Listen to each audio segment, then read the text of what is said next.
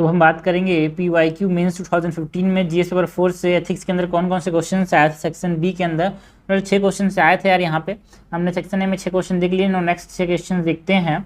So question number 7 क्या है, social values are more important than economic values. ठीक है, social values and economic values की बात हो रही है यार। Social values are more important than economic values, discuss the above statement with examples in the context of inclusive growth. ठीक है, इंक्लूसिव ग्रोथ के कॉन्टेक्स्ट में हमको एग्जांपल्स के साथ बताना है कि कैसे सोशल वैल्यूज ज़्यादा इंपॉर्टेंट है भाई इकोनॉमिक वैल्यूज के। ठीक है, सो फिर से अगर पढ़ते हैं, social values are more important than economic values, discuss the above statement with example in the context of inclusive growth of a nation. ठीक है, सो सबसे पहले तो हम इंट्रोड्यूस कर सकते हैं अबाउट, एक ब्रीफ बता सकते हैं कि वही वैल्यूज होते क्या हैं।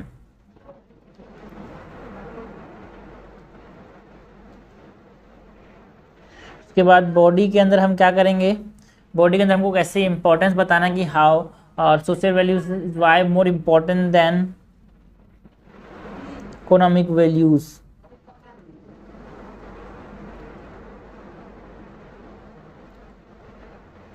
ओके, इस कोड को हमारे पास इसको बताना है भाई, किसके रेफरेंस में बात करनी है, इसको इंक्लूसिव ग्रोथ के रेफरेंस में बात करनी है।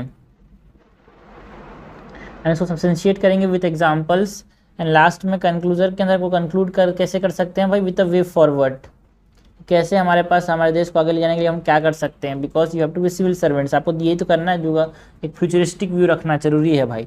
सो व्हाट इज़ वैल्यूज़ यार, या फिर आप समझना जो सोशल वैल्यूज़ है फिर इकोनॉमिक वैल्यूज़ है, इनके बीच का जो ये डिबेट है वो बहुत पहले से चल रहा है यार, मतलब दोनों इंपॉर्टेंट हैं, बट ये डिपेंड करता है कि कहाँ पे क्या प्रायोरिटी है ना। तो यहाँ पे हम इंक्लूसिव ग्रोथ को बात के यहाँ पे इंट्रोड्यूस कर सकते हैं। So inclusive growth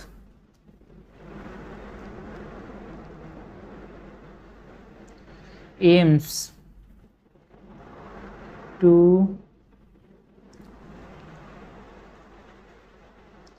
create an environment in which all individuals have equal access to economic opportunities and benefits regardless of their social background। सो इसीलिए बहुत ज़रूरी है भाई इंक्लूसिव ग्रोथ के रेफरेंस में कि हम प्रायोरिटाइज करें सोशल वैल्यूज़ को ओवर इकोनॉमिक वैल्यूज़। अगर हम बात करें एलिमेंट्स ऑफ इंक्लूसिव ग्रोथ की,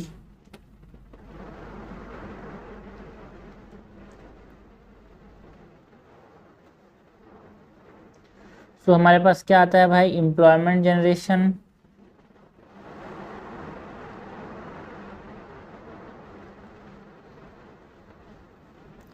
agriculture development,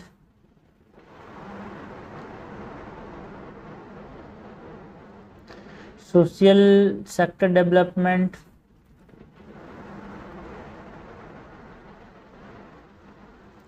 equal distribution of income,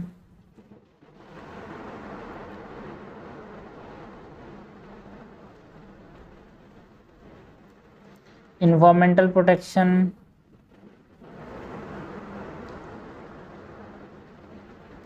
industrial development,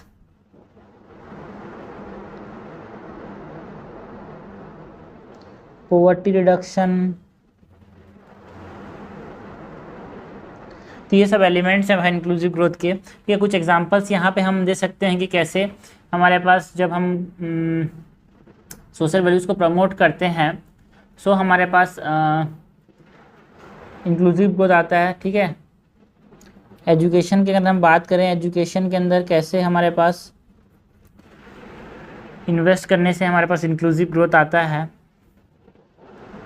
for example यहाँ पे हम कंट्रीज़ की बात कर सकते हैं लाइक फिनलैंड, कनाडा, जिन्होंने एजुकेशन सिस्टम को प्रायोरिटीज़ दिया है ना, social value such as equality, social cohesion and diversity को, जिससे क्या हुआ, एक बेटर इकोनॉमिक आउटकम आया था, सोशल वेलबींग भी आया था। countries like Finland and Canada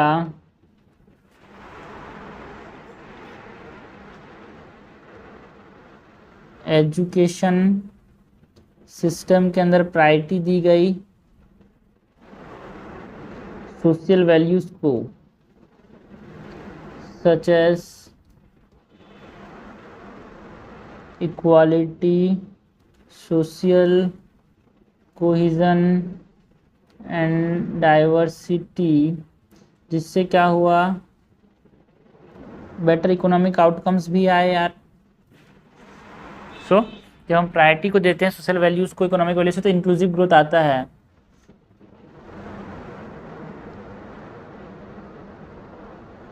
economic outcomes and social wellbeing.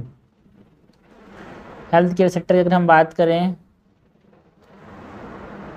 तो जैसे कि हमारे पास कंट्रीज़ की बात करते हैं लाइक क्यूबा, कोस्टारिका, जहाँ पे हेल्थ केयर सेक्टर में उन्होंने प्रायोरिटीज़ किया है ना सोशल वैल्यूज़ को। For example universal access, community participation, preventive care, जिससे बेटर हेल्थ आउटकम्स आए और सोशल वेलबींग आया यार।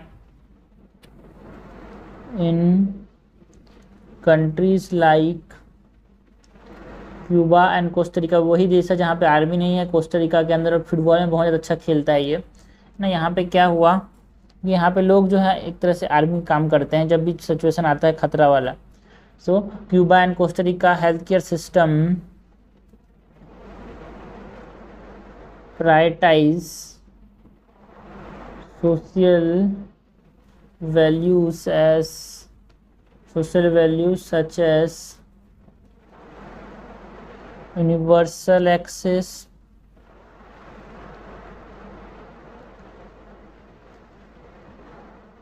community participation and preventive care. Universal access, community participation and preventive care resulting in better health outcomes and social well-being, है ना। Infrastructure की बात कर सकते हैं, लेकिन इंफ्रास्ट्रक्चर सेक्टर में कुछ कंट्रीज हैं लाइक कोपेनहेगन हो गया, है ना, कुछ सिटीज़ हैं लाइक कोपेनहेगन, है ना, जो कि यहाँ पे है डेनमार्क के अंदर, एम्स्टर्डम, है ना। तो इन्होंने क्या किया, इंफ्रास्ट्रक्चर डिजाइन ऐसे किया जहाँ पे सोशल वैल्यूज़ को ज़्यादा प्रायोरिटी दी रही है, लाइक पब्लिक स्पेस, है ना, जहाँ पे साइकिलिंग के लिए फैसिलिटी हो, तो उससे कैसे सोशल वेलबींग आता है ना, इकोनॉमिक आउटकम आ सकते हैं। तो लास्ट में हम कंक्लूड कर सकते हैं by mentioning that social values are essential for inclusive growth of a nation, while economic values are important, but prioritizing social values such as education, healthcare and infrastructure can lead to a better economic outcome and है ना, social well-being. So conclude कर सकते हैं mentioning that while economic values are important, prioritizing social values such as education, healthcare and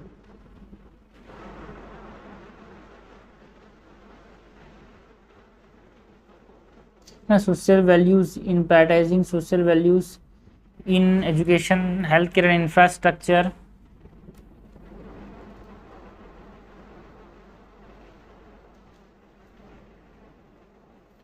can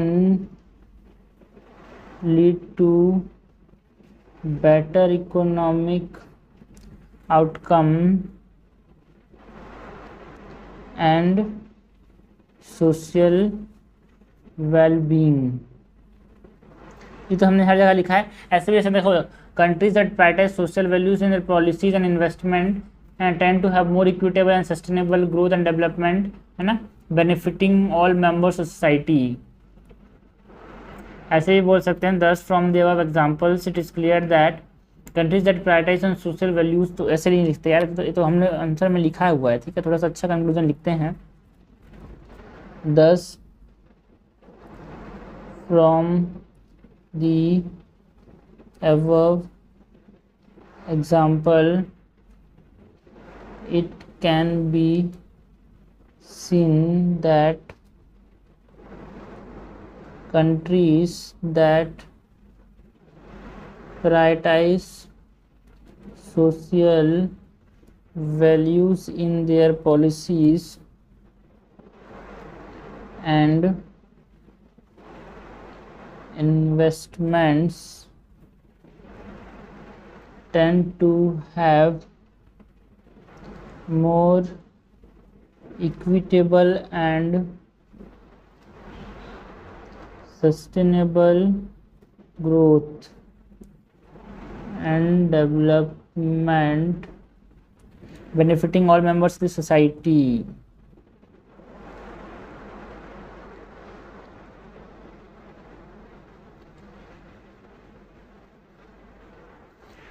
सो इस प्रकार से हम इसको लिख सकते हैं। भाई क्वेश्चन क्या था, social values are more important than economic values, discuss the statement with examples in the context of inclusive growth of a nation. तो ले देखिए हमारा जो आंसर है it is revolving around inclusive growth.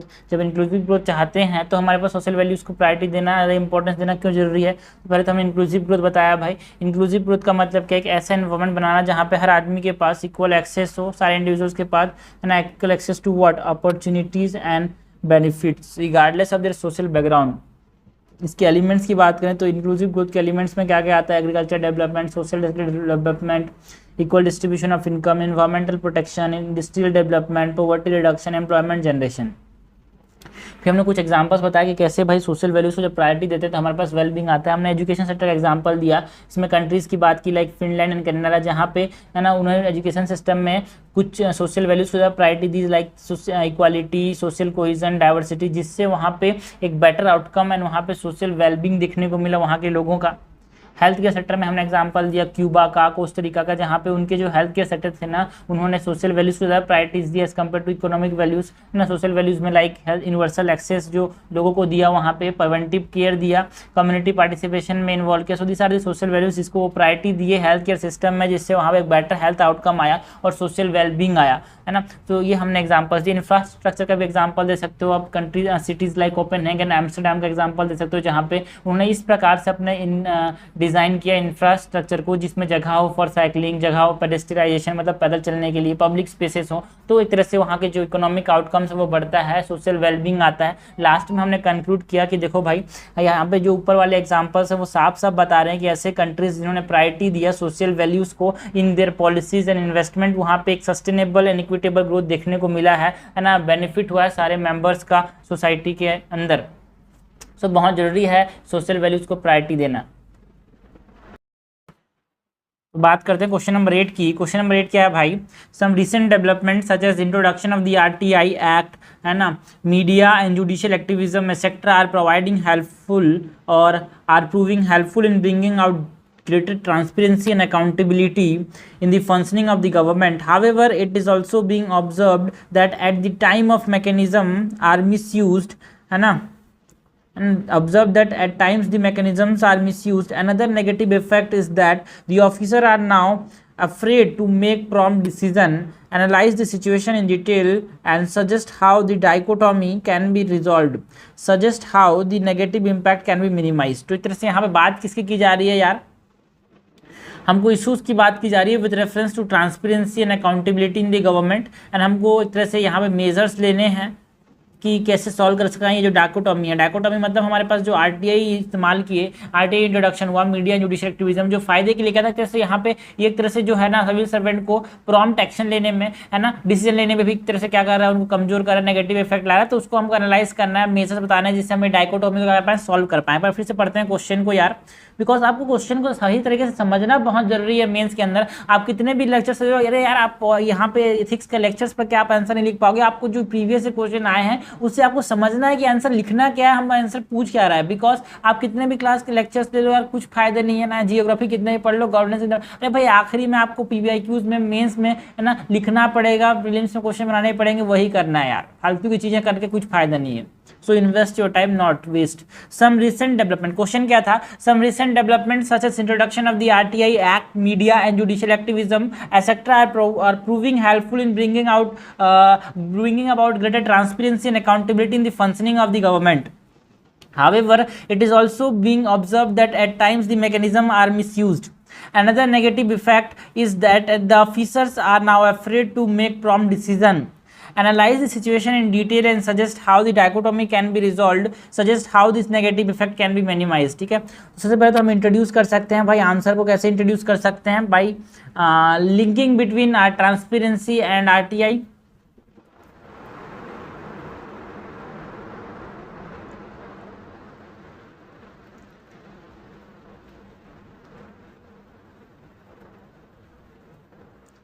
उसके बाद बॉडी के अंदर क्या करेंगे, हमारे पास इश्यूज के बारे में बात करेंगे, ट्रांसपेरेंसी के क्या क्या इश्यूज हैं, अकाउंटेबिलिटी के क्या क्या इश्यूज हैं। So issues with respect to transparency and accountability in the government, and हमारे पास मेजर्स बताने हैं to resolve the dichotomy. Dichotomy मतलब जो नेगेटिव इफेक्ट आ जा रहा है इसके वजह से, है ना, उसकी बात करनी है,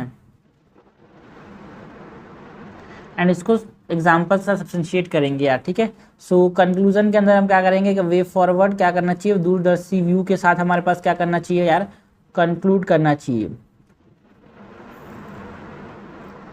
सो पहले तो ट्रांसपेरेंसी और अकाउंटेबिलिटी से लिंक करें तो देखो जो आरटीआई एक्ट है, media activism, judicial activism, it play a crucial role in promoting transparency, accountability in the functioning of the government, है ना। बट बहुत बार देखा गया कि इसको कभी कभी ये मैकेनिज्म्स को मिसयूज किया जाता है, नेगेटिव कंसिक्वेंसेज भी होते हैं यार। सो एक प्रकार से अब जो क्वेश्चन ने बोला है वही हम यहाँ पे लिख देते हैं, नेगेटिव इम्पैक्ट की बात करेंगे, फिर है ना मेजर्स कैसे मिनिमाइज करेंगे नेगेटिव इम्पैक्ट को उसकी बात करेंगे। ठीक है, सो पहले तो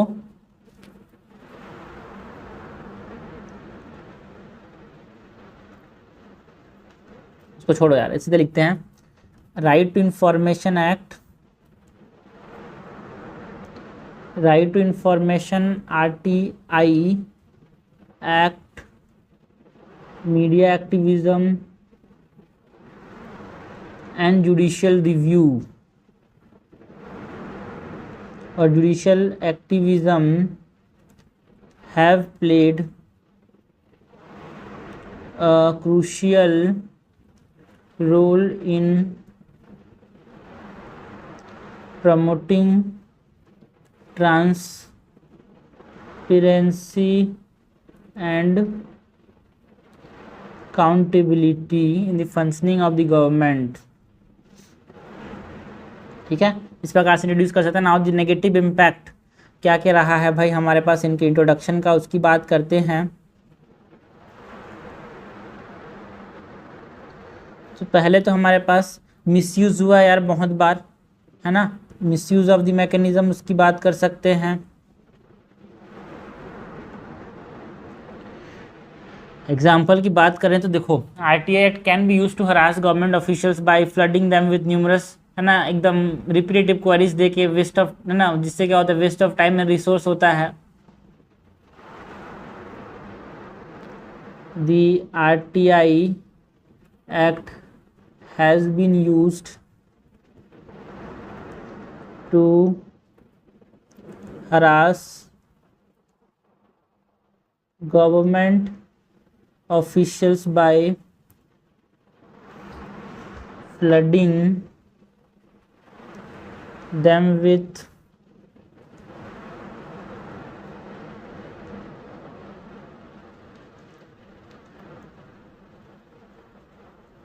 repetitive queries resulting in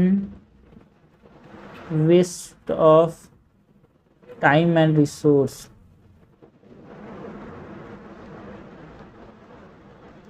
okay,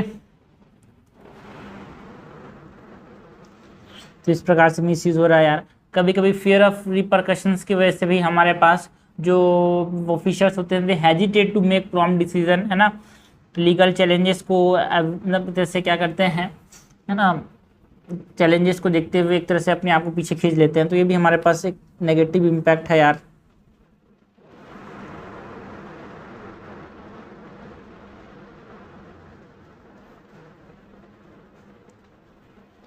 है ना। So due to media and judicial activism, officials may hesitate to make prompt decision.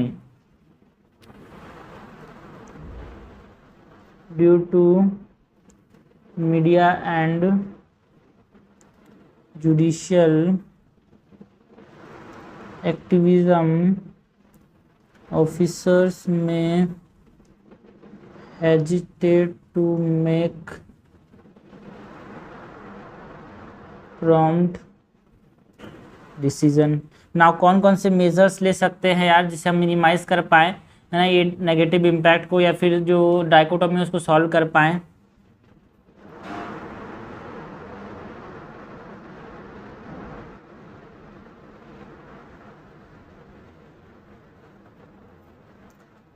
तो पहले तो हमारे पास जो मैकेनिज्म्स हैं उसको और भी स्ट्रेंथन करेंगे, है ना, एक क्लियर गाइडलाइन एंड प्रोसीजर्स बनाएंगे for utilizing this, for example RTI act,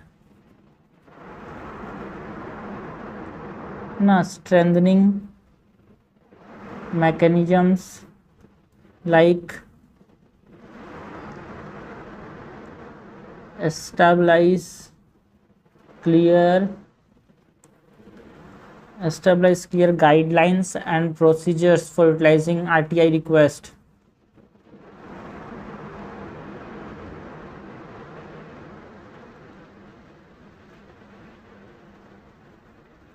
और क्या कर सकते हैं, ट्रेनिंग कर सकते हैं, कैपेसिटी बिल्डिंग कर सकते हैं, है ना, बिकॉज ये जो ऑफिसर्स हैं उनको हेल्प करेगा to understand their rules, rights and responsibilities. Training and capacity building, है ना। So officers, this help them or help officers understand their roles, rights and responsibilities. Help officers understand their roles, rights and responsibilities। और क्या कर सकते हैं भाई, एक accountability का कल्चर हम प्रमोट कर सकते हैं, है ना, एक बैलेंस मीडिया कवरेज की बात कर सकते हैं, बिकॉज एक रेस्पॉन्सिबल एंड बैलेंस जर्नलिज्म, है ना, जो कि दोनों तरह के पहलू को बताता है, पॉजिटिव एंड नेगेटिव एस्पेक्ट को, वो बहुत ज़रूरी है यार। So promote a culture of accountability.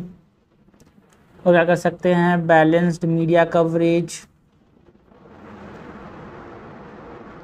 Administrative support है उसको हम और भी स्ट्रेंथन कर सकते हैं।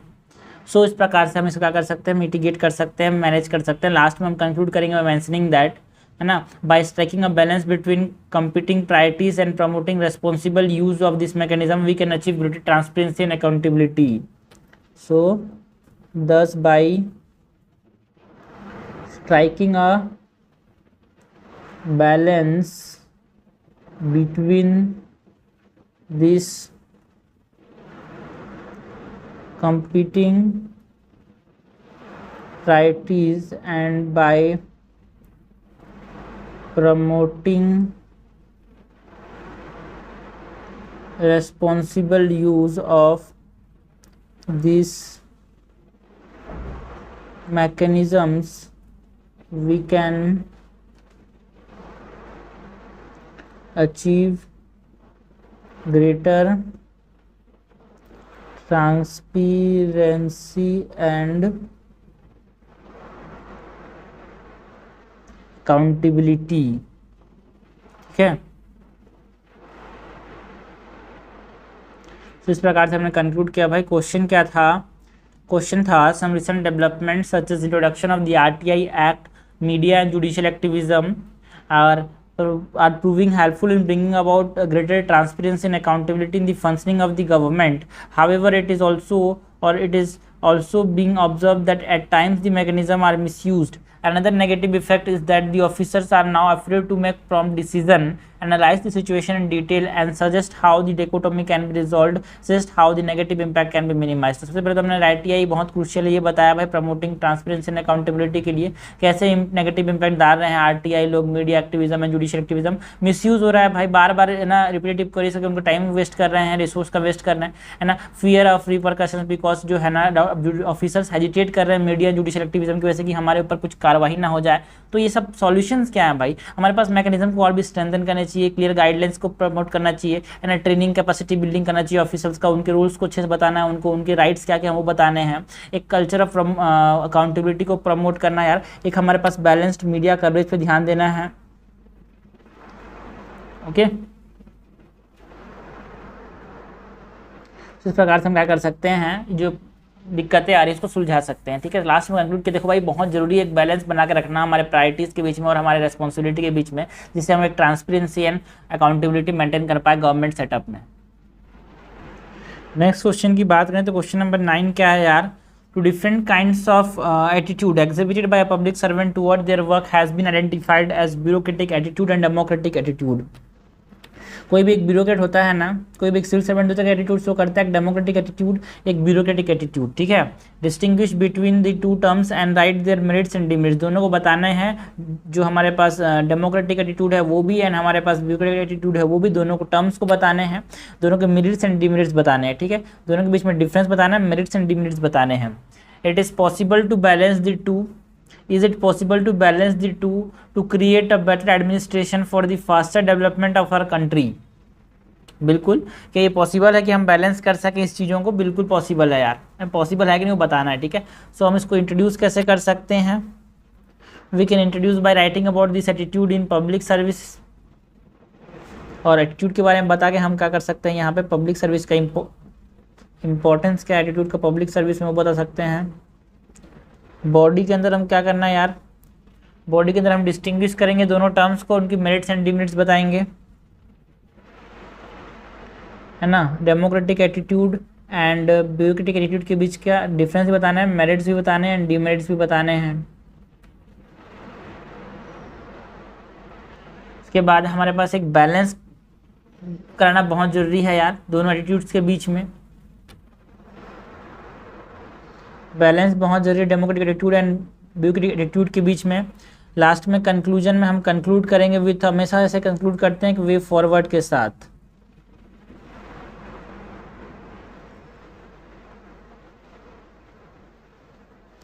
देखो ये जो एटीट्यूड है ना, they exhibit toward their work, है ना, एग्जिबिट्यूड जो पब्लिक सर्वेंट जो है ना वो बहुत इंपॉर्टेंट रोल प्ले करते हैं, सबको पता है यार किसके अंदर, पब्लिक एडमिनिस्ट्रेशन के फंक्शनिंग एंड आउटकम के अंदर। सो उनका जो एटीट्यूड है toward their work have a profound impact on the effectiveness, responsiveness and accountability of the administrative machinery. The attitude of public servants that they exhibit toward their work, ऐसे भी लिख सकते हैं, have a profound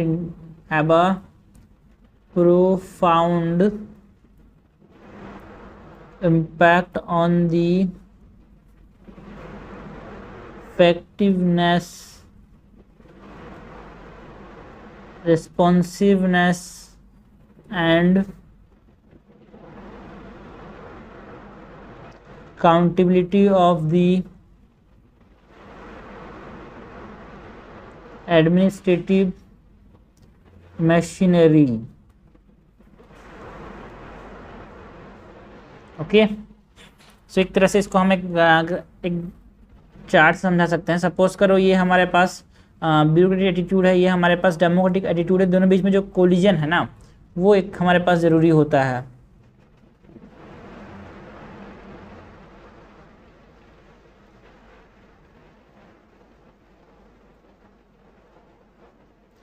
देखो democratic attitude के अंदर क्या आता है, जो वैल्यू बेस्ड होता है ना, वो भी एक डेमोक्रेटिक एटीट्यूड के अंदर आता है। जो पीपल सेंट्रिक एटीट्यूड है ना, वो हमारे पास डेमोक्रेटिक एटीट्यूड के अंदर आता है। जो इंक्लूसिवनेस एंड पार्टिसिपेटिव एटीट्यूड है,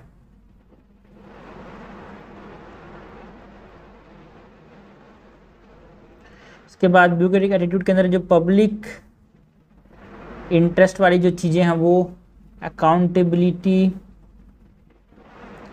प्रोसीजर ओरिएंटेशन, ये सब ब्यूरोक्रेटिक एटीट्यूड के बीच में आता है। जो इसका कोलिजन है ना वो बहुत जरूरी है यार। तो difference between the two terms, difference की बात करनी है अपने को। पहले तो मेरिट्स एंड डिमेरिट्स अपने अंदर हैं, ठीक है।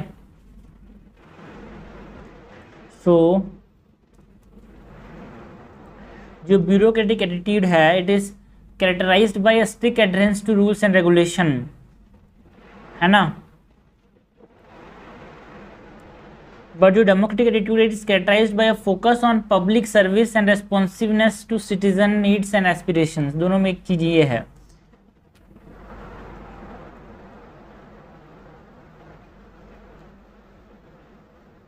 Difference between democratic attitude and bureaucratic attitude, the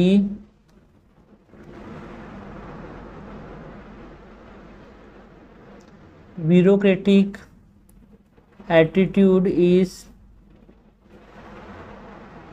characterized by strict adherence to rules and regulation and the focus on what, and the focus on hierarchy and formal procedures, and focus on hierarchy and formal procedures. ये हो गया bureaucratic attitude.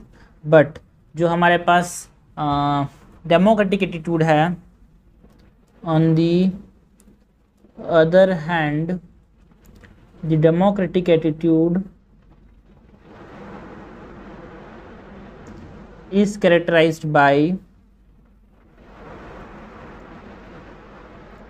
a focus on public service and responsiveness to citizens' needs and aspirations। Okay, तो ये दोनों में हमने difference देखा ना। अगर हम मेरिट्स एंड डिमेरिट्स की बात करें, सो अपने आप में हमारे पास मेरिट्स एंड डिमेरिट्स हैं यार।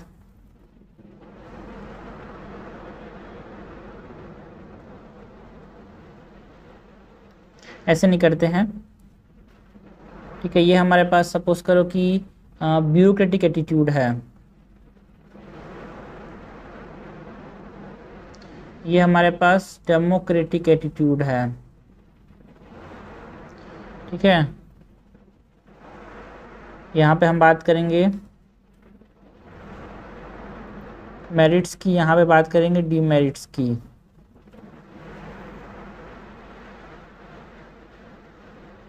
तो ब्यूरोक्रेटिक एटीट्यूड में क्या क्या मेरिट्स हैं यार हमारे पास, ठीक है। तो ब्यूरोक्रेटिक एटीट्यूड जो है it include consistency,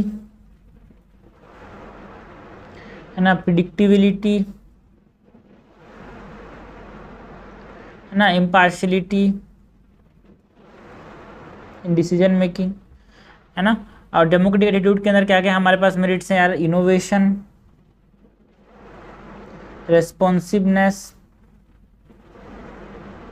focus on public service,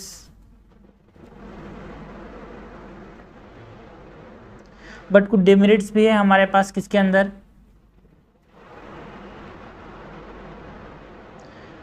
bureaucratic attitude के अंदर, like inflexibility and lack of responsiveness,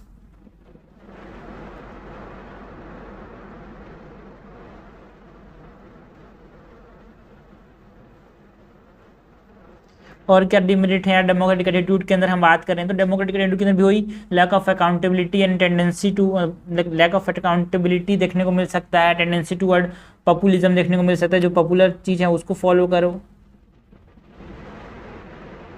देखो भाई ये फोल्डर कितना जरूरी है ये समझना यार, है ना। यहाँ पे हमारे पास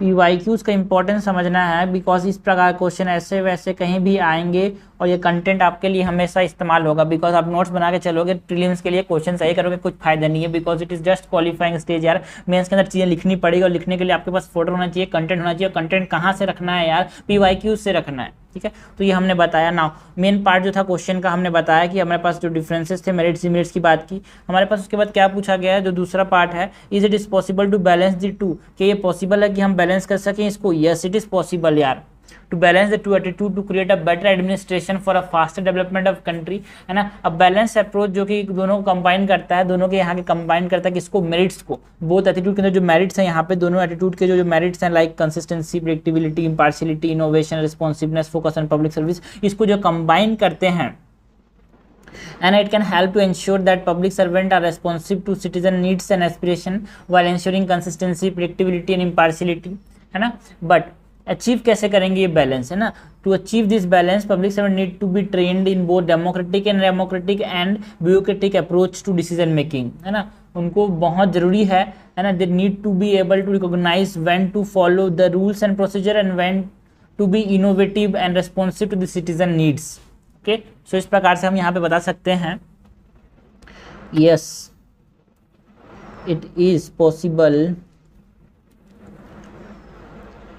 सो यहाँ पे हमने बताया difference between the to merits demerits, balance for better administration, कि ये पॉसिबल है। Yes it is possible to achieve this balance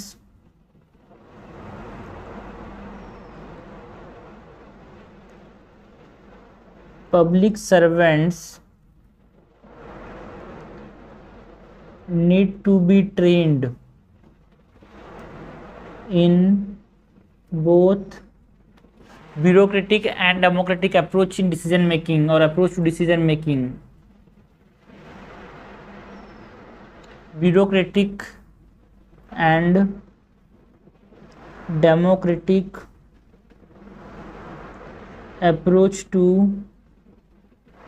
decision making, है ना। they need to be able to recognize कि कब कौन से चीज को फॉलो करना है। Okay,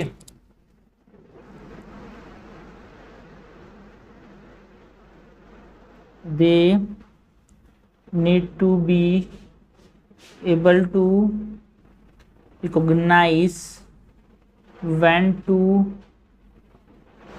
to follow rules and procedures, जो कि डेमोक्रेटिक एटीट्यूड का पार्ट है, and when to be innovative and responsive to citizen needs, when to be innovative and responsive to citizen needs। तो इस प्रकार से भी आप इसको कंक्लूजन देखो, जो हमने बताया कि एक बैलेंस अप्रोच जो है जहाँ पे दोनों के मेरिट्स एंड डिमेरिट्स जो है वो कंबाइन करते हैं, एक better administration and fast development of the country को हम क्या कर सकते हैं, एनेबल कर सकते हैं भाई, है ना। बट उसके लिए ट्रेनिंग चाहिए, अकाउंटेबिलिटी चाहिए, एक एनवायरनमेंट भी बनाना बहुत जरूरी है, एक encouraging environment for the public servant. Okay, ये सब चीज़ें हैं, बट यहाँ पे हम इसको बिना कंक्लूजन के, बिकॉज जो चीज़ें हमसे पूछी गई हैं, बिकॉज ज़्यादा बड़ा नहीं करना यार इसको, ठीक है, वो हम यहाँ पे लिख सकते हैं, ठीक है। तो हर जगह कंक्लूजन देखने की जरूरत नहीं होती है, कंक्लूजन वहाँ पे देखनी होती है जहाँ पे एक डिटेल फॉर्मेट में अलग से आप क्वेश्चन नहीं पूछा गया। यहाँ पे बिकॉज अलग से आपसे क्वेश्चन पूछा गया, तो आपने दोनों पार्ट को एक तरह से क्या किया है, इंश्योर किया कि आपने आंसर दोनों फुलफिल हो, जो रिक्वायरमेंट है वो फुलफिल हो, तो आप जरूरत नहीं है, ठीक है। सो क्वेश्चन क्या था भाई, two different kinds of attitude exhibit by public servant toward their work have been identified as bureaucratic attitude and the democratic attitude, है ना। Distinguish between the two terms and write their merits and demerits, हमने बिल्कुल distinguish किया है, दोनों के merits and demerits बताए हैं, ठीक है। हमको बताया गया is it is possible to balance the two, है ना, to create a better administration for a faster development of a country, बिल्कुल पॉसिबल है। हमने पहले तो इंट्रोड्यूस किया कि भाई देखो एटीट्यूड क्या होता है ना, बिल्कुल पब्लिक इम्पैक्ट, जो हमारे पास पब्लिक सर्वेंट है उसका जो एटीट्यूड है वो बहुत ज़्यादा इम्पैक्ट डालता है भाई, effectiveness, responsiveness, accountability in public machinery में। तो यहाँ पे हमने चीज़ें बताई कि देखो भाई कौन कौन सी चीज़ें आती हैं। Democratic attitude are generally value based, people centric, inclusive and participative, but जो ब्यूरोक्रेटिक एटीट्यूड होते हैं वो पब्लिक इंटरेस्ट में ले जाते हैं, अकाउंटेबिलिटी के बेसिस पे होते हैं, and they are procedure oriented, ठीक है। जो डिफरेंस है वो हमने बताया कि देखो जनरली ब्यूरोक्रेटिक एटीट्यूड जो होते हैं रूल्स एंड रेगुलेशंस पे फोकस होते हैं, है ना, फॉर्मल प्रोसीजर्स की बात होती है वहाँ पे, बट जो डेमोक्रेटिक एटीट्यूड है ना यार वो नीड्स एंड एस्पिरेशंस पे ध्यान दिया जाता है, ठीक है। हमने बताया difference between bureaucratic attitude and जो डेमोक्रेटिक एटीट्यूड है उसके बीच में डिफरेंस बताया, ठीक है। हमारे पास जो ब्यूरोक्रेटिक एटीट्यूड्स है उसके मेरिट्स बताया यार, मेरिट्स में क्या था, कंसिस्टेंसी बात करता है, डेमोक्रेटिक एटीट्यूड जो है वो innovation, responsiveness, focus on public service की बात करता है, बट जो ब्यूरोक्रेटिक एटीट्यूड है it talks about consistency, predictability, impartiality, है ना। हमने डीमेरिट्स बताया कि कैसे हमारे पास लैक ऑफ रेस्पॉन्सिवनेस देखने को मिलता है, ब्यूरोक्रेटिक एटीट्यूड के अंदर इनफ्लेक्सिबिलिटी होती है, बट जो डेमोक्रेटिक एटीट्यूड है वहाँ पे अकाउंटेबिलिटी की कमी देखने को मिलती है ना, वहाँ पे पॉपुलिज्म की तरफ टेंडेंसी ज़्यादा खिसक जाती है। सो हमने बोला कि यार ये बहुत जरूरी, हाँ ये बहुत है ना, बिल्कुल पॉसिबल है कि हम बैलेंस कर पाएँ दोनों के बीच में, जो ब्यूरोक्रेटिक एटीट्यूड है और डेमोक्रेटिक एटीट्यूड है उसके बीच में हम बैलेंस कर पाएँ, ये बहुत ज़रूरी है और कर भी सकते हैं। कैसे, उसके लिए ट्रेन करना पड़ेगा ब्यूरोक्रेट्स को, है ना, उनको ये भी समझना जरूरी है कि भाई कब किसको फॉलो करना है, कब रूल्स एंड प्रोसीजर्स को फॉलो करना है और कब इनोवेटिव या फिर रेस्पॉन्सिव रहना है सिटीजन नीड्स के। तो ये भी बहुत जरूरी है जिससे हम क्या कर पाएँ, कंट्री का एक फास्टर डेवलपमेंट की तरफ बढ़ पाएँ। So this is all about इस क्वेश्चन। नेक्स्ट क्वेश्चन की बात करते हैं। क्वेश्चन नंबर 10 क्या है यार, today we find that in spite of various measures of prescribing code of conduct, setting of vigilance cells और commissions, RTI, active media and strengthening of legal mechanisms, corrupt practices are not coming under control. Evaluate the effectiveness of the measure with justification. हमारे पास ये जो मेजर्स हैं like for example code of conduct हो गया, है ना, सेटिंग ऑफ विजिलेंस कमीशंस, है ना, active media, right to information, strengthening of the legal mechanism, इसके बावजूद भी हमारे पास करप्शन ठीक नहीं हो रहा है भाई। इसके मेजर्स बताने हैं कि कैसे, क्यों। Suggest more effective strategies to tackle the menace, ठीक है। सो फिर से अगर पढ़ते हैं यार, today we find that in spite of various measures of prescribing code of conduct, setting of vigilance cells और commission, right to information, active media and strengthening of legal mechanism, corrupt practice are not coming under control. Evaluate the effectiveness of this mechanism with justification. Suggest more effective strategies to tackle this menace, ठीक है। तो सबसे पहले तो हम introduce कैसे कर सकते हैं भाई, इस आंसर को हम इंट्रोड्यूस कर सकते हैं by describing about what is corruption यार। तो करप्शन के बारे में बोल के हम यहाँ पे इंट्रोड्यूस कर सकते हैं। उसके बाद बॉडी में क्या करेंगे, बॉडी के हम बताएंगे कैसे हमारे पास ये मेजर जो हैं उसका इफेक्टिवनेस ठीक से काम क्यों नहीं कर रहा है। So we can evaluate the effectiveness of this measures, evaluate the effectiveness of this measures with justification, ठीक है। और हमको इफेक्टिव स्ट्रेटजीज बतानी है, effective strategies to tackle corruption, and हमारे पास ऐसे स्टेप्स लेने हैं और जो गवर्नमेंट ने लिए हैं स्टेप्स उसके बारे में बात करेंगे यार, ठीक है। लास्ट में हम कंक्लूड कर सकते हैं विद सजेशन और way forward.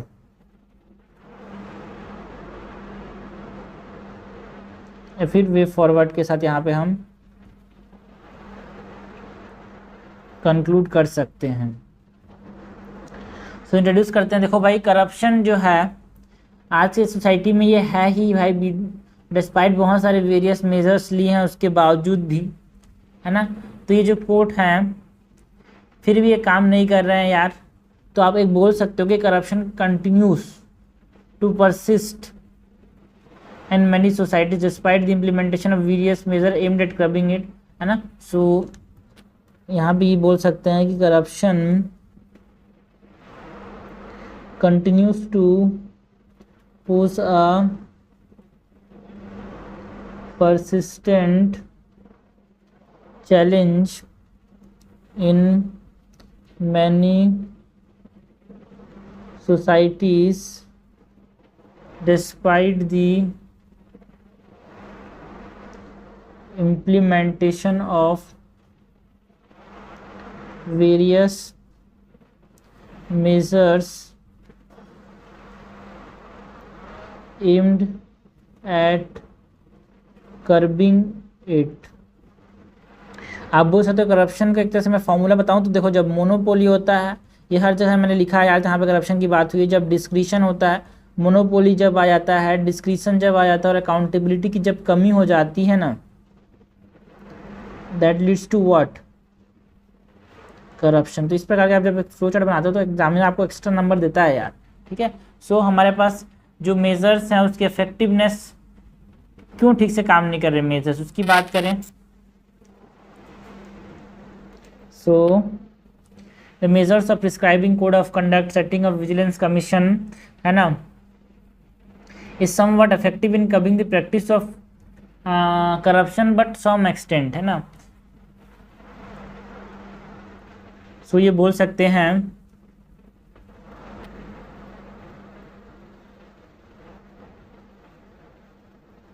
Effectiveness of measures की अगर हम बात करें तो देखो भाई, पहले तो क्या बोला, इफेक्टिवनेस ऑफ द मेजर्स की बात करनी है। सो सफर इससे पहले तो हमारे पास जो विजिलेंस कमीशन है, the establishment of the vigilance cells and commissions has helped to investigate and prosecute corrupt officials। जो RTI है has given the citizen the power to access information and hold the public accountable, but है ना ये उतने completely effective नहीं रहे हैं यार, है ना। कुछ हमारे पास न्यू एंड इनोवेटिव वे चाहिए जिससे हम क्या कर पाएँ, ये मेजर्स को और भी अच्छे से इम्प्लीमेंट कर पाएँ। सो ये भी लिख सकते हैं कि जो RTI है, the RTI has given citizens to, है ना, citizens the power to access information and hold public officials accountable, okay।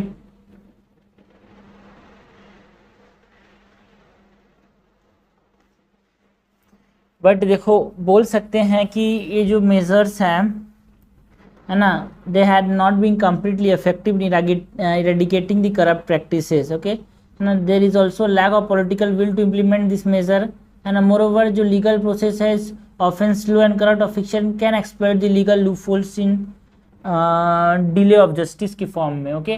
सो इस प्रकार से हम इसको बोल सकते हैं। तो इफेक्टिवनेस यहाँ पे लिख सकते हैं that however the measures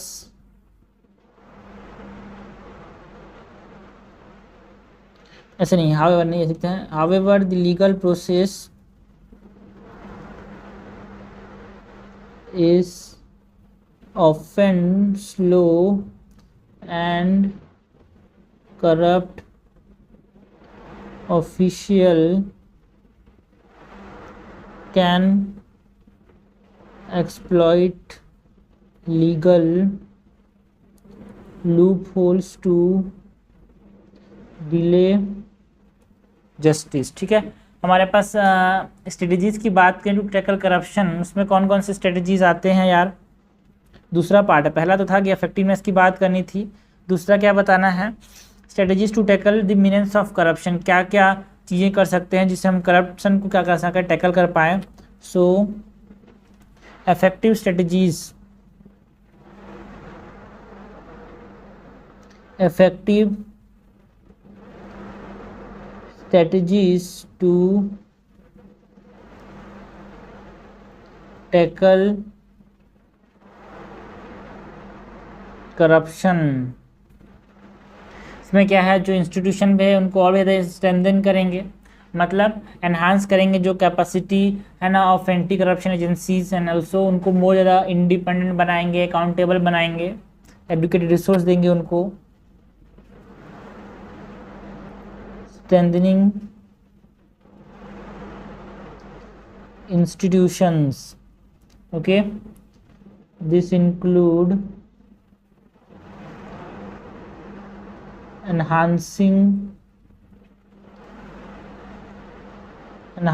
the capacity of anti-corruption agencies, making them more independent and accountable.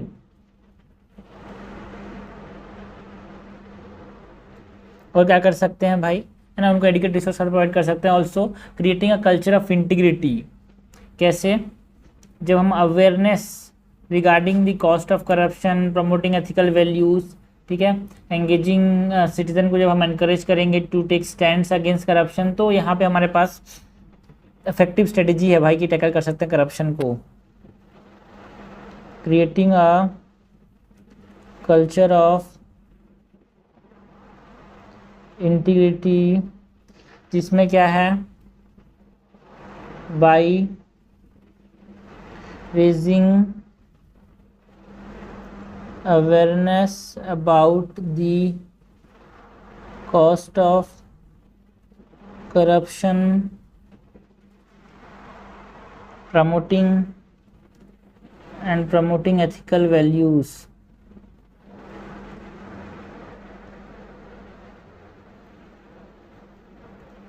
और क्या कर सकते हैं भाई, टेक्नोलॉजी का इस्तेमाल कर सकते हैं, जैसे कि हमारे पास ई गवर्नमेंट इनिशिएटिव्स है यार, use of for example e-governance initiatives,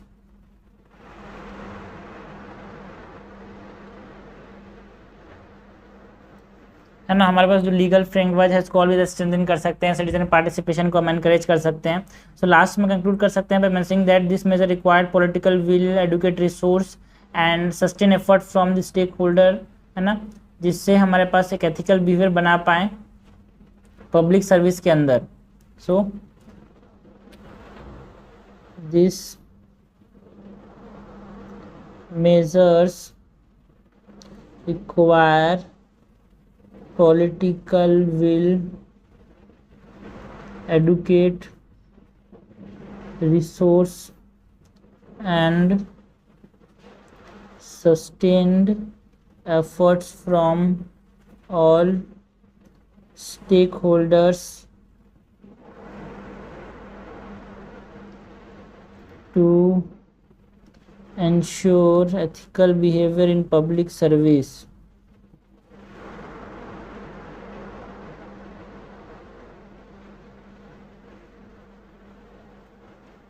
okay, so इस प्रकार से हमने आंसर कंक्लूड किया भाई। क्वेश्चन क्या था, क्वेश्चन था today we find that in spite of various measures of prescribing code of conduct, setting of vigilance cells और commissions, RTI, active media and strengthening of legal mechanism, current practice are not coming under control. Evaluate the effectiveness of the measure with justification, हमने बात की भाई measures की, है ना, हम उसके suggest more effective strategies to tackle this means. हमने पहले तो इंट्रोड्यूस किया, अभी करप्शन आज में परसिस्ट कर रहा है सोसाइटीज़ में, बहुत सारे परसिस्टेंट चैलेंज है भाई। बहुत सारे मेजर्स लेने के बाद भी जनरली क्यों होता है, बिकॉज ऑफ द मोनोपोली बहुत ज़्यादा बढ़ रही है, डिस्क्रिशन की वजह से, अकाउंटेबिलिटी की कमी की वजह से हमारे पास करप्शन देखने को मिलता है। इफेक्टिवनेस ऑफ मेजर्स की बात करें तो देखो जो विजिलेंस सेल्स हैं, है ना, वो हमारे पास इन्वेस्टिगेट करने में हेल्प करते हैं, करप्ट ऑफिशियल को प्रोसिक्यूट करने में हेल्प करते हैं यार। आरटीआई जो है वो एक्सेस इन्फॉर्मेशन, है ना, इन्फॉर्मेशन एक्सेस में हेल्प कर रहा है। लेकिन दिक्कत क्या है कि जो एक लीगल प्रोसेस है वो जनरली स्लो होते हैं, और जो ऑफिशियल्स होते हैं जनरली जो लीगल लूप होल्स है उसको यहाँ पे एक्सप्लॉइट करके बच जाते हैं। लेकिन हम और ज़्यादा स्ट्रेंथन कैसे कर सकते हैं, करप्शन मेजर्स को कैसे टैकल कर सकते हैं भाई, बाय स्ट्रेंथनिंग द इंस्टीट्यूशन, कैसे, है ना, हमारे पास एक तरह से एनहांस करेंगे कैपेसिटी को, है ना, और उनको ज़्यादा अकाउंटेबल बनाएंगे, इंडिपेंडेंट बनाएंगे यार। और कैसे कर सकते हैं, कल्चर ऑफ इंटीग्रिटी को प्रमोट करना चाहिए भाई, जिसमें हमारे पास जो सिटीजन्स हैं, है ना, जो हम एक तरह से स्कूल्स के अंदर बता सकते हैं कि कैसे चीज़ों को सुधारें भाई, यूनिवर्सिटीज़ के अंदर बता सकते हैं, अवेयरनेस जनरेट कर सकते हैं, एथिकल वैल्यूज़ को जो प्रमोट करेंगे, सिटीजन को जो एंगेज करेंगे कि वो क्या करें, करप्शन के अगेंस्ट खड़े हों। तो हम क्या कर सकते हैं और इफेक्टिवली करप्शन को टैकल कर सकते हैं, है ना, टेक्नोलॉजी का यूज़ कर सकते हैं। फॉर इंस्टेंस हमारे पास जो ई गवर्नेंस इनिशिएटिव है वो प्लेटफॉर्म प्रोवाइड करता है सिटीजन को कि डायरेक्टली वो क्या कर पाएँ, एक्सेस कर पाएँ और इंटरेक्ट कर पाएँ ऑफिशियल्स के साथ, है ना, सिटीजन पार्टिसिपेंट को एनकरेज करेंगे हम, है ना। और क्या है भाई, लीगल फ्रेमवर्क्स को यहाँ पे क्या करेंगे, स्ट्रेंथन करेंगे, जिसमें हमारे पास जो डिलेज है उसको रिड्यूस करेंगे, सिंप्लीफाई करेंगे लीगल प्रोसीजर्स को, है ना। ये सब लास्ट में हमने कंक्लूड किया कि देखो भाई एक पॉलिटिकल विल भी चाहिए, एडुकेट रिसोर्स चाहिए, सस्टेन एफर्ट चाहिए, तभी जाके हम क्या कर पाएंगे, ये जो बहुत बड़ा मीनेंस है करप्शन का उसको टैकल कर पाएंगे। सारे स्टेक होल्डर्स इन्वॉल्व है उनको एक तरह से एथिकल बिहेवियर, उनके एथिकल बिहेवियर के बारे में, उनके अंदर ट्रांसपेरेंसी, अकाउंटेबिलिटी के, है ना, एक तरह से एफर्ट चाहिए भाई, तभी जाके हम एक करप्शन फ्री सोसाइटी पा पाएंगे और इंक्लूसिव ग्रोथ को प्रमोट कर पाएंगे और डेवलपमेंट हो पाएगा नेशन का। क्वेश्चन नंबर 11 क्या है, eight the international level bilateral relation between most nations are governed on the policy of promoting own national interest without any regard for the interest of other nation. This lead to what? This lead to conflict of interest, and this lead to conflict and tension between the nation. How can ethical consideration help resolve such tension? Ethical consideration कैसे हमारे पास ये tension को resolve करने में help करेंगे, discuss with examples. ठीक है, फिर से पढ़ते हैं। At the international level bilateral relation between most nations are grounded on the policy of promoting one's own national interest without any regard for the interest of the other nation. This lead to conflict and tension between the nation. How can the ethical consideration help resolve such tension, discuss with specific examples. ठीक है, तो सबसे पहले तो हम introduce कर सकते हैं भाई, इंट्रोड्यूस कैसे करेंगे, है ना, by writing about national interest in international relation.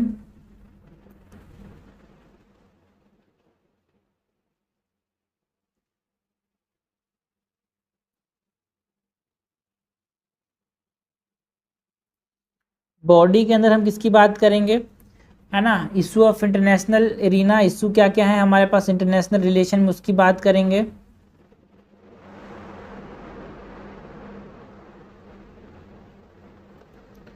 And कैसे एथिकल कंसिडरेशन जो है वो हेल्प कर सकता है इंटेंशन को सॉल्व करने में, उसकी बात करेंगे।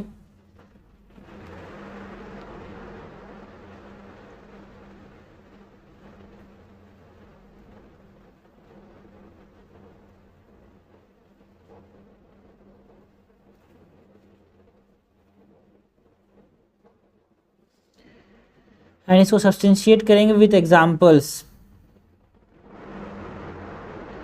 कंक्लूजन के अंदर हम क्या करेंगे कि वे फॉरवर्ड के साथ कंक्लूड करेंगे।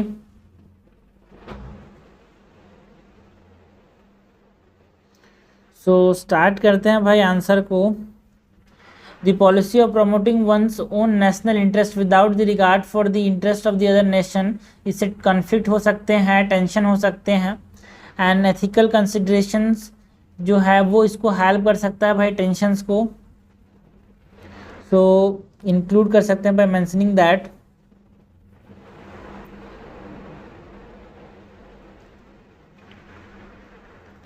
जो एथिकल कंसिडरेशंस हैं, है ना, such as an ethical considerations can help resolve tension between nation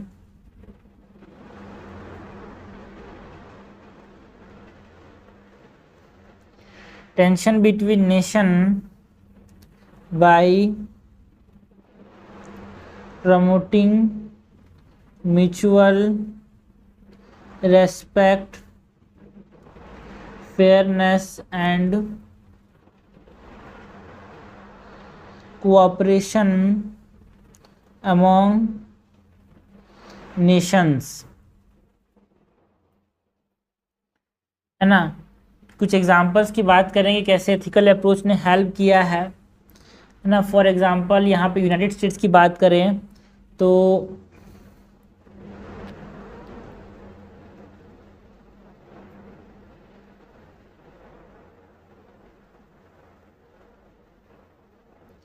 examples of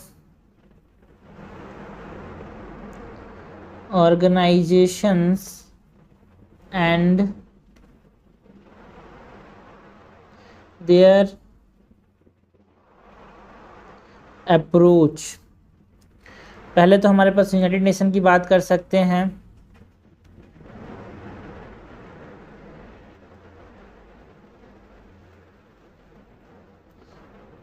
example के रोल पे बात करें तो देखो जो यूएन का जो रोल रहा है इन मीडिएटिंग कॉन्फ्लिक्ट सच एज जो कैंप डेविड अकॉर्ड था बिटवीन इजिप्ट एंड इजराइल, जो कि बहुत ज़्यादा इम्पोर्टेंट था, वो बता रहा है कि एथिकल कंसिडरेशन कितने इम्पोर्टेंट है in fostering peaceful resolution. The UN role in mediating conflict such as Camp David Accord, mediating conflict such as the Camp David Accords between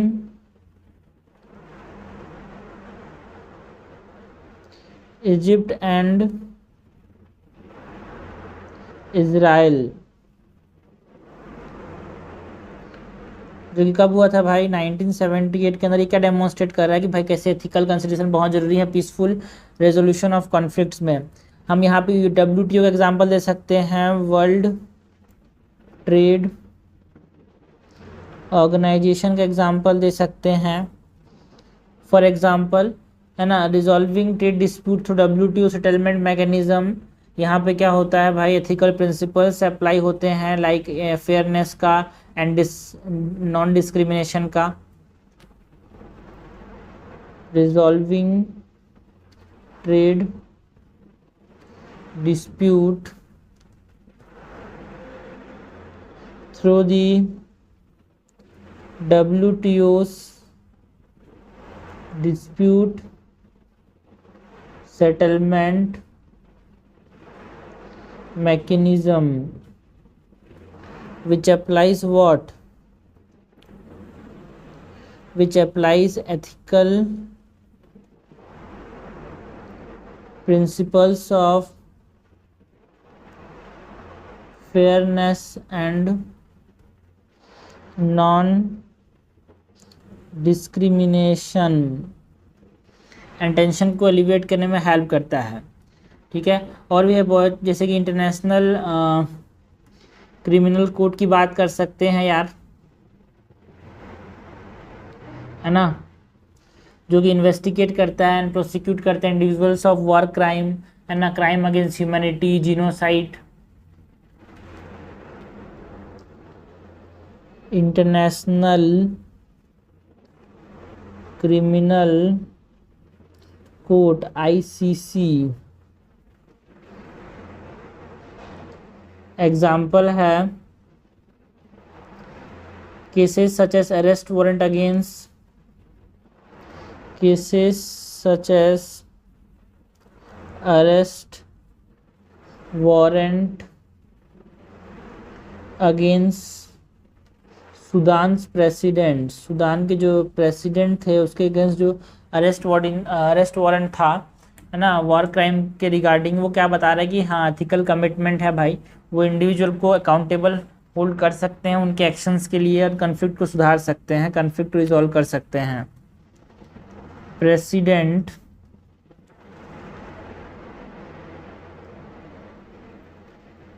कौन थे भाई? President Omar Al Bashir for war crime. सी क्या बता रहा है कि देखो एथिकल कमिटमेंट बहुत जरूरी है। यूनेस्को का भी एग्जांपल दे सकते हैं भाई, ठीक है। लास्ट में हम कंक्लूड कर सकते हैं एग्जांपल, ठीक है, कि हाँ यूनेस्को का बिल्कुल एग्जांपल दे सकते हैं, बिकॉज जो वर्ल्ड हेरिटेज साइट है, मतलब जो यूनेस्को का वर्ल्ड हेरिटेज साइट प्रोग्राम है, वो एनकरेज करता है countries to preserve their culture and heritage.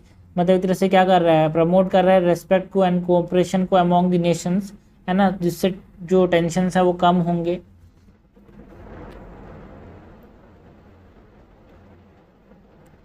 United Nations Educational Scientific and cultural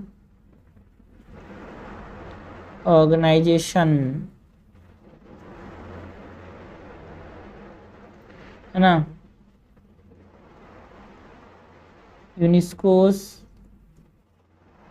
world heritage site programs encourages countries to preserve culture and natural heritage, world heritage site program, and promoting respect and cooperation among nation,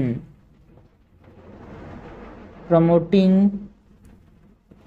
respect and cooperation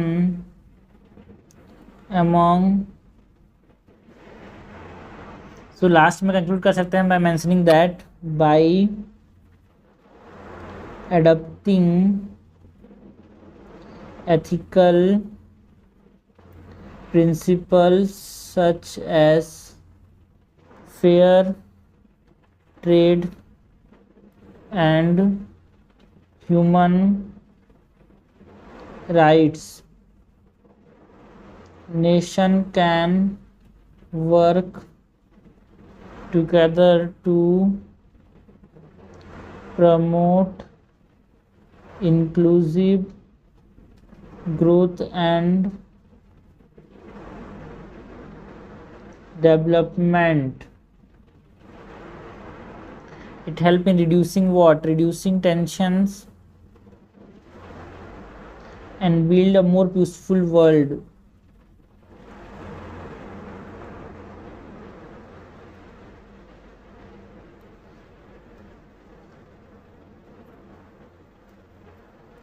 okay, so इस प्रकार से conclude कर सकते हैं। Question क्या था भाई? Question था at the international level bilateral relation between most nation are govern on the policy of promoting one's own national interest without any regard for the interest of the other nation. This lead to conflict and tension between the nation. How can ethical consideration help resolve such contention? Discuss with specific examples. पहले तो बताया कि भाई ethical considerations कैसे tension को promote कर सकते हैं, by promoting mutual respect, fairness, cooperation. Examples की बात की ऐसे ऑर्गेनाइजेशन, है ना, जिन्होंने हेल्प किया to promote cooperation like United Nation. For example हम जो कैंप डेविड अकॉर्ड्स थे इजराइल और इजिप्ट के बीच में, जिन्होंने उनके बीच में एक तरह से क्या किया, पीसफुल रेजोल्यूशन लाया यार, वो हमने बताया, है ना। और अपने पास और के एग्जांपल्स हैं। वर्ल्ड ट्रेड ऑर्गेनाइजेशन का जो डिस्प्यूट सेटलमेंट मैकेनिज्म है, वो क्या करता है, एथिकल प्रिंसिपल्स पे काम करता है, और फेयरनेस एंड नॉन डिस्क्रिमिनेशन, जिससे क्या कर रहा है, ट्रेड डिस्प्यूट को रिजॉल्व करने में हेल्प करता है। हमने बात की इंटरनेशनल क्रिमिनल कोर्ट की, जहाँ पे हमने सूडान के प्रेसिडेंट के खिलाफ जो अरेस्ट था वारंट, उसकी बात की, जो वार क्राइम करेगा उसको यहाँ पे अरेस्ट करेंगे ही करेंगे यार। एथिकल प्रिंसिपल्स फेमस बेस्ड है ये, है ना। ये मैटर नहीं करता कि वो कौन है ना। और बताया United Nation Educational Scientific and Culture Organization की, जहाँ पे वर्ल्ड हेरिटेज साइट प्रोग्राम जो है एक तरह से क्या करता है, प्रिजर्व करने की बात करता है, प्रमोट करने की बात करता है, respect and cooperation among nation. So इस प्रकार से हमने कंक्लूड आंसर लिखा भाई, बॉडी में कंक्लूड किया भाई मेंशनिंग दैट। देखो जब ये देश जो है fair trade and human rights के प्रिंसिपल्स को जब, है ना, साथ में काम करेंगे, तो हम क्या कर सकते हैं, इंक्लूसिव ग्रोथ प्रमोट कर सकते हैं, एक मोर पीसफुल वर्ल्ड बना सकते हैं दुनिया के अंदर। नेक्स्ट क्वेश्चन की बात करते हैं। क्वेश्चन नंबर 12 क्या है यार? Public servant are likely to confront the issue of conflict of interest. ठीक है, हमारे पास कॉन्फ्लिक्ट ऑफ इंटरेस्ट की बात की जा रही है। What do you understand by the term conflict of interest and how does it manifest in the decision making by the public servant? If faced with the conflict of interest situation, how would you resolve it? अगर आप conflict of situation वाले face में पहुंच रहे हो तो कैसे resolve करोगे? Explain with the help of examples. ठीक है, तो क्वेश्चन क्या है भाई, हमको बात करनी है किसकी? Public servant are likely to confront the issue of conflict of interest. What do you understand by the term conflict of interest and how does it manifest in the decision making by public servant? Okay. If faced with the conflict of interest situation, how would you resolve it? Explain with the help of examples. सबसे पहले कैसे करेंगे भाई? सबसे पहले हम यहाँ पे इंट्रोड्यूस कर सकते हैं। इंट्रोड्यूस कैसे करेंगे? डिफाइन कर सकते हैं कन्फ्लिक्ट ऑफ इंटरेस्ट को।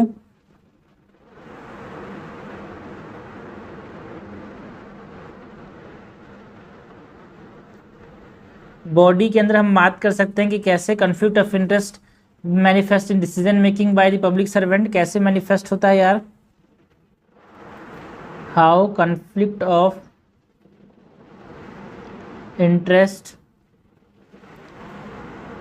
मैनिफेस्ट इन डिसीजन मेकिंग, है ना। इसको हम सब्सटेंशिएट कर सकते हैं विथ एग्जांपल्स और उसके बाद कंक्लूजन में हम कंक्लूड कर सकते हैं with a prospective way forward.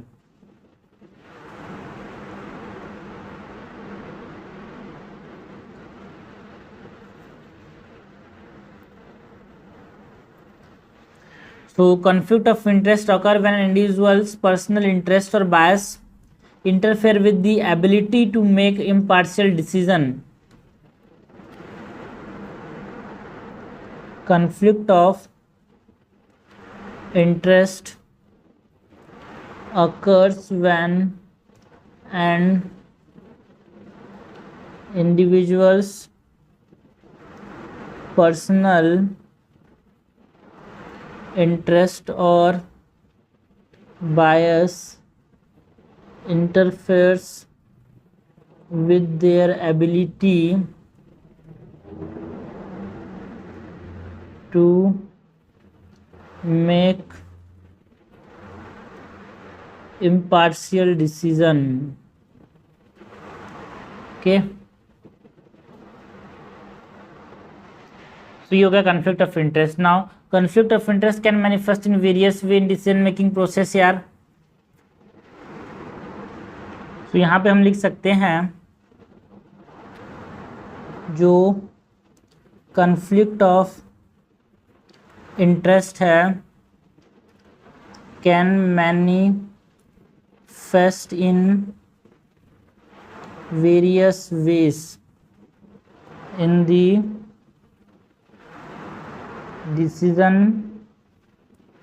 making process. For example, a public servant might award a contract to a company in which they have a financial interest.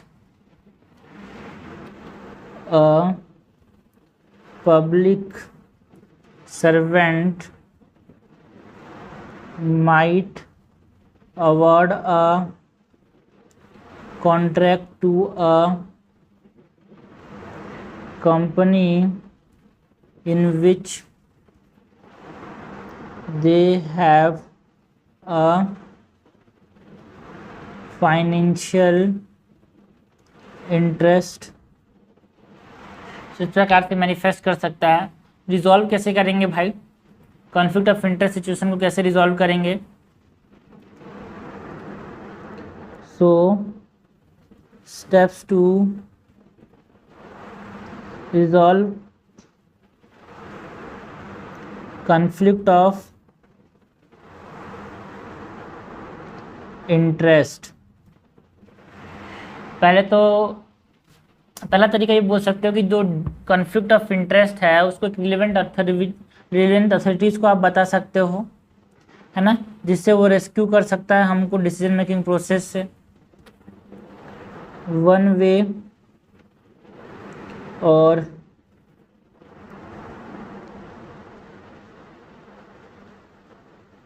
disclosing the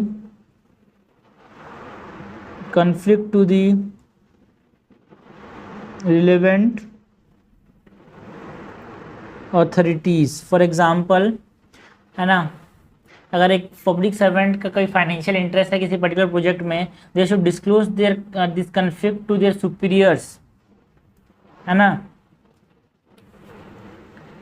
if a public servant has a financial interest in a particular project, they should disclose this conflict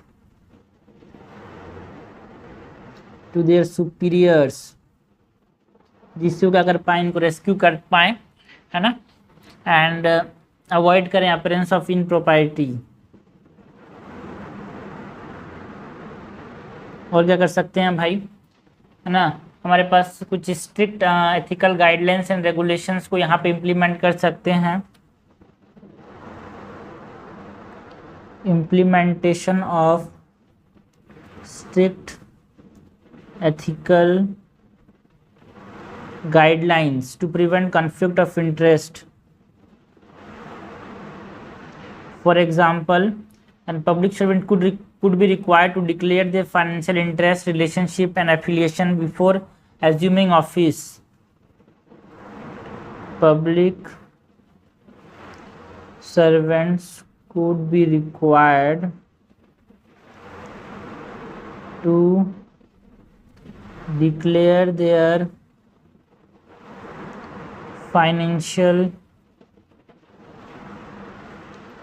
interest, relationship and affiliation before assuming office. Okay, so ये हमारे पास तरीके हैं यार, जिससे हम क्या कर सकते हैं, कॉन्फ्लिक्ट ऑफ इंटरेस्ट को यहाँ पे रोक सकते हैं। यहाँ पे हमारे पास process of resolving ethical dilemma का भी बता सकते हैं, बट वो जरूरी नहीं है यार, ठीक है ना, because recognizing ethical dilemma, gathering information, identifying stakeholder and analyze options, applying ethical principles, make a decision, implement decision, evaluate decision, वो हमारे पास एक प्रोसेस होता है जो कि मैंने बताया बहुत बार। चार्ट बना सकते हो, नहीं तो नहीं बना सकते। लास्ट में हम कंक्लूड कर सकते हैं by mentioning that conflict of interest एक सीरियस एथिकल इशू है that compromise the integrity and impartiality of public service. So ये बहुत ज़रूरी है पब्लिक सर्वेंट के लिए to be aware of the issue and take steps to avoid और resolve it, ठीक है। तो हम बोल सकते हैं कि by promoting transparency, accountability and ethical behaviour, public servant can build public trust and ensure that decision are made in the best interest of the public. तो यहाँ पे कंक्लूड कर सकते हैं by mentioning that thus promoting transparency, maximum ethical, ethics का answer ऐसे ही चला जाता है भाई, accountability and ethical behaviour, public servants can build public trust and ensure that decisions are made in the best interest of the public। तो ये हमारे पास कंक्लूजन था भाई। क्वेश्चन क्या था, क्वेश्चन था public servant are likely to confront the issue of conflict of interest. What do you understand by the term conflict of interest and how does it manifest in the decision making by public servant, है ना। It face okay, if faced with conflict of interest situation how would you resolve it, explain with the help of examples. ठीक है, तो हमने सबसे पहले तो conflict of interest क्या होता है वो बताया भाई। जब किसी इंडिविजुअल का एक पर्सनल इंटरेस्ट आ जाता है ना, डिसीजन मेकिंग प्रोसेस में, तो एक इम्पार्शियल डिसीजन लेने में वो सक्षम नहीं रहता, तो हम बोलते हैं कन्फ्लिक्ट ऑफ इंटरेस्ट यार, ठीक है। हमने बताया कुछ सिचुएशन जहाँ पे कन्फ्लिक्ट ऑफ इंटरेस्ट आ सकते हैं। फॉर एग्जांपल कोई डिसीजन मेकर है या फिर कोई पब्लिक सर्वेंट है, ऐसा कोई अवार्ड दे रहा है ना, किसी भी कंपनी को जिसमें उसका खुद का फाइनेंशियल इंटरेस्ट है, मतलब उसमें खुद का शेयर हो, तो एक तरह से वो क्या है, कन्फ्लिक्ट ऑफ इंटरेस्ट है ना। सो स्टेप्स कैसे रिजॉल्व कर सकते हैं कन्फ्लिक्ट ऑफ इंटरेस्ट को, भाई डिस्क्लोज कर सकते हैं conflict of interest to relevant authorities. For example अगर पब्लिक सर्वेंट का फाइनेंशियल इंटरेस्ट है तो कोई पर्टिकुलर प्रोजेक्ट के अंदर, तो उसको अपने सुपीरियर को वो बता सकता है, जिससे वो रिजॉल्व कर सके इनको, है ना। और कुछ स्ट्रिक्ट एथिकल गाइडलाइंस को इम्प्लीमेंट कर सकते हैं, जैसे कि अगर एक आदमी को सिविल सर्वेंट बनना है, अगर ज्वाइन कर रहा है, तो उसको अपने फाइनेंशियल इंटरेस्ट को बताने पड़ेंगे। रिलेशनशिप अगर कोई है, कोई एफिलिएशन है, तो उसको पहले बताने पड़ेंगे भाई, ऑफिस को एज्यूम करने से पहले, तब जाके हम क्या कर सकते हैं, एथिकल इश्यूज को सॉल्व कर सकते हैं, कुछ कॉन्फ्लिक्ट ऑफ इंटरेस्ट वाले सिचुएशन को सॉल्व कर सकते हैं। लास्ट में हमने बताया, देखो भाई, हम जब प्रमोट करते हैं ट्रांसपेरेंसी को, अकाउंटेबिलिटी को, एथिकल बिहेवियर को, तो जाके पब्लिक सर्वेंट जो है अच्छा काम कर सकता है ना, एंड बेस्ट इंटरेस्ट पब्लिक में काम कर सकता है, ठीक है। तो ये सब क्वेश्चन हमने देखे भाई 2015 के अंदर, जो कि एथिक्स में क्वेश्चन आए थे सेक्शन बी में, ठीक है। टोटल 6 क्वेश्चन आए थे, वो हमने देखे। इसके बाद हम 2014 की बात करेंगे।